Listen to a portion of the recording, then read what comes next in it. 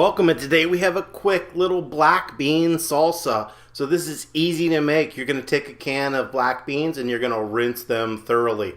Then you're going to add some petite diced tomatoes and tomato sauce. That is fresh squeezed orange juice. That is a mixture of cumin and paprika, that's smoked paprika.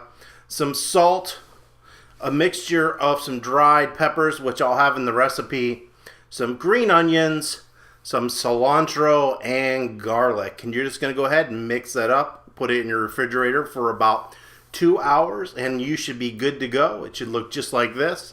You can also add some pineapple or mango to this. If you do that, I'd probably add a little less of the cilantro. But hopefully you enjoy this. Any comments or questions, you can leave those below. And don't forget to subscribe.